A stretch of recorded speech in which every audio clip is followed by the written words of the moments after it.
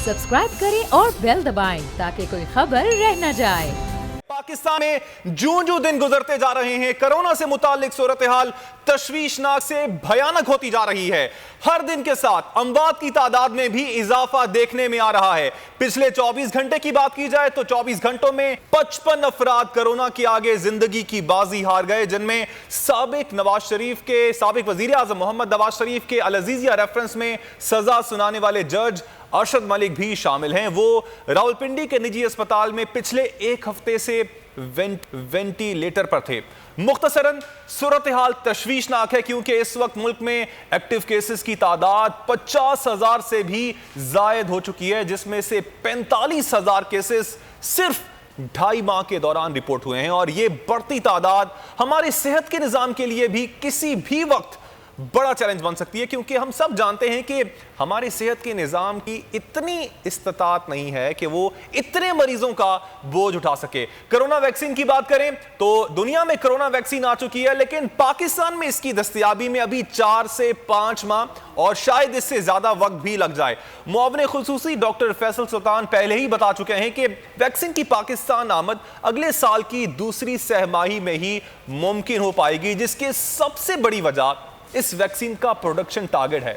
Oxford ने इस vaccine की तैयारी को दिया है एक प्राइवेट कंपनी को, जो इस वक्त भारत में इसकी प्रोडक्शन में मसरूफ है। और इनका मौक़िफ़ है कि जब तक वो अपनी 2 अरब की आबादी के लिए वैक्सीन तैयार नहीं कर लेते, तब तक वो किसी दूसरे मुल्क को ये वैक्सीन नहीं दे सकते हैं। तो इससे सूरत हाल आपके सामने वाज़ेह हो जानी चाहिए। लेकिन सिर्फ यही एक चैलेंज नहीं है, इसके अलावा हमें यह भी देखना है कि ये वैक्सीन हमारी पॉपुलेशन पर किस तरह असरअंदाज होती है, क्योंकि आमतौर पर इस तरह की वैक्सीन के मुख्तलिफ पॉपुलेशंस पर मुख्तलिफ असरात भी होते हैं। इसलिए पाकिस्तान में भी इस वैक्सीन के ट्रायल की जा रहे हैं। और नाज़रीन, इस वक्त दुनिया के किस मुल्क में कोरोना वैक्सीन की किस फेज में किस फेज में पहुंच चुका है, इस हवाले से आपको बताते चलें कि कोरोना की जो दूसरी लहर है वो तशवीशनाक सूरत हाल इख्तियार करती जा रही है। ट्रांसमिशन का इनेकाद किया गया है बोल न्यूज़ की टेलीविजन स्क्रीन पर, आप इस वक्त मुलाहिजा कर रहे हैं। मेरे साथ मेरी साथी एंकर युसरा नजम भी मौजूद होंगी। गाहे गाहे हमें गेस्ट भी बीच में ज्वाइन करेंगे। डॉक्टर इब्राहिम साहब हमारे साथ मौजूद होंगे, डॉक्टर कैसर सजाद हमें ज्वाइन करेंगे, और पॉलिटिकल पार्टीज का भी इस कोरोना की सूरत हाल पर मौक़िफ़ लेने की कोशिश करेंगे। दूसरी लहर है, गुज़श्ता लहर के मुकाबले में हौलनाक ये साबित हो रही है। गुज़श्ता लहर में शरह अमवात 2%, जबकि इस लहर की अगर बात की जाए तो 4% तक जा पहुंची हैं। नुमाइंदा बोल न्यूज़ इस वक्त मरियम हसन हमारे साथ मौजूद हैं, सीनियर कंसल्टेंट डॉक्टर अशफाक के साथ वो मौजूद हैं। जी, ओवर टू यू मरियम। कायद में मुल्क भर में सबसे ज़्यादा केसेस रिपोर्ट हो रहे हैं और national command and control centre के मुताबिक कराची का पॉजिटिविटी रेट जो है वो 21.20% तक जो है पहुंच चुका है।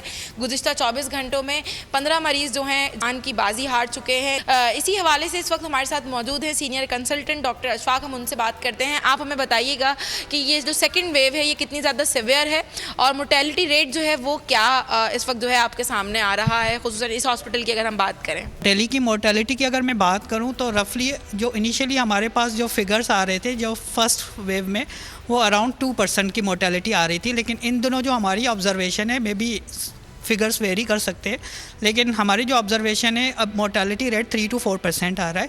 And cases at this time are more severe compare to previous wave.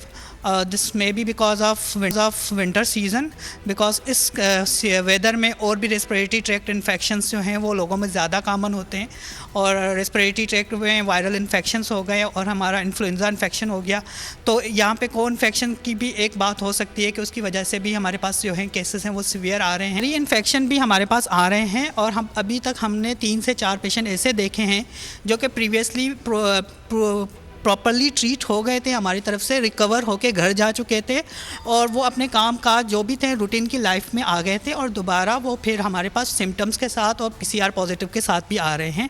और री इन्फेक्शन का रेट तो अप्रॉक्सीमेटली मैं आपको नहीं बता सकता, लेकिन ये है कि री इन्फेक्शन कहा यह जाता है कि जो मरीज़ जिनको री इन्फेक्शन हो रहा है उनकी सिवियरिटी प्रीवियस इन्फेक्शन से ज़्यादा होती है। यकीनन जिन मरीज़ों को गुज़िश्ता लहर के दौरान जो है मुतासिर हो चुके हैं वो कोरोना से, और वो अब जब दोबारा हो रहे हैं तो पहले से ज़्यादा उनकी कंडीशन जो है सीरियस है और क्रिटिकल है, यही कहना था डॉक्टर अशफाक का। और उन्होंने यही कहा है कि आपने हमें कराची से अपडेट किया, आपका शुक्रिया। हम कोरोना वायरस के हवाले से खुसूसी ट्रांसमिशन आपके लिए लेके आए हैं। मुझे ज्वाइन किया है इससे पहले भी, जैसे मैंने आपको बताया, हमारे साथ युसरा मौजूद हैं, डॉक्टर इब्राहिम यूसुफ साहब हमारे साथ मौजूद हैं। बहुत शुक्रिया डॉक्टर साहब आपके वक्त का।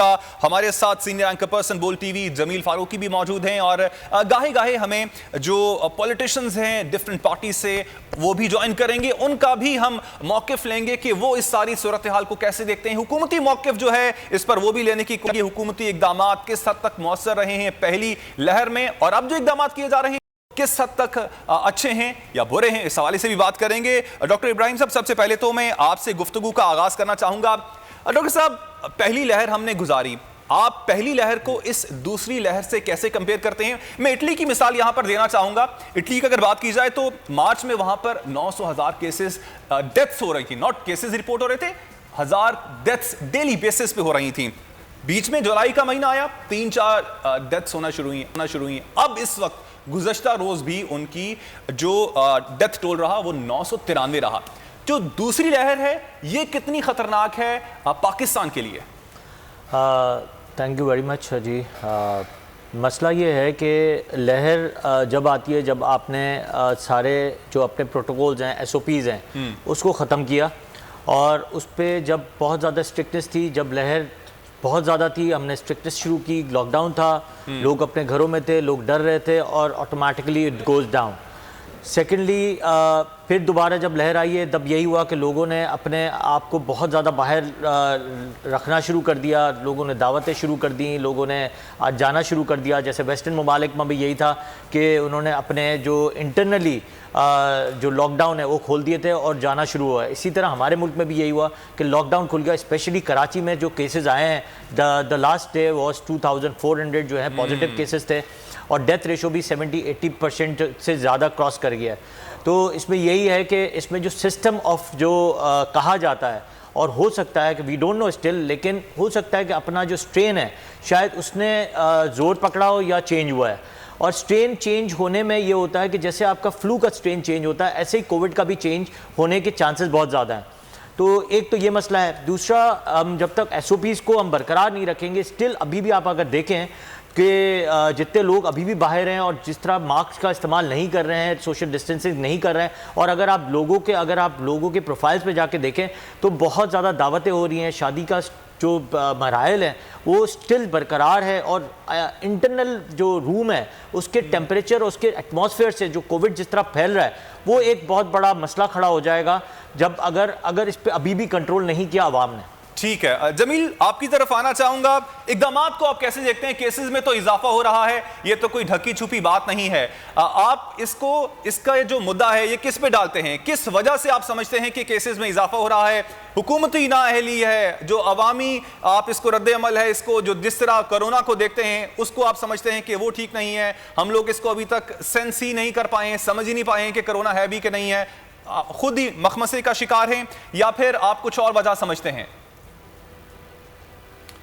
देखें, हुकूमती ज़िम्मेदारी तो है, इससे तो कतई हम नज़रें नहीं चुरा सकते। हुकूमत की ज़िम्मेदारी इस हद तक है कि वो एग्जेक्टिव हैं, और एग्जेक्टिव का काम होता है कानून का इम्प्लीमेंट करना, कानून का पासदारी कराना, और लोगों को इस तरफ माइल करना कि आपने ये करना है। एग्जेक्टिव पर काम नहीं कर रहे।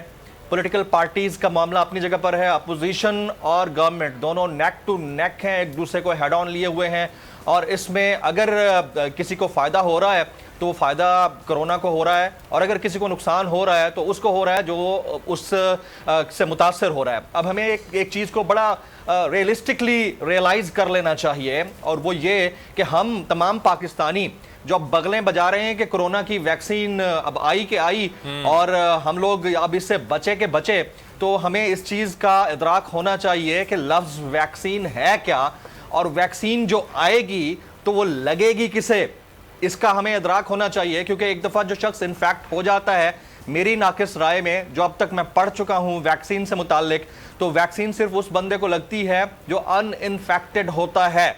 ये अब डॉक्टर्स इसके ऊपर मजीद बहस करेंगे। वैक्सीन सिर्फ उस बंदे को लगती है जिसको कोरोना नहीं हुआ होगा, जो कोविड-19 से मुतासर नहीं हुआ होगा, और ये RNA वायरस है। हम लोग इस चीज को कतई तौर पर रियलाइज नहीं कर रहे हैं। RNA वायरस अपनी शेप्स चेंज करता है। आपके हमारे सामने HIV है। 60s में HIV की पहली दफा अब पता चला था कि HIV कितना खतरनाक हो सकता है। आज तक वैक्सीन नहीं आई उसकी।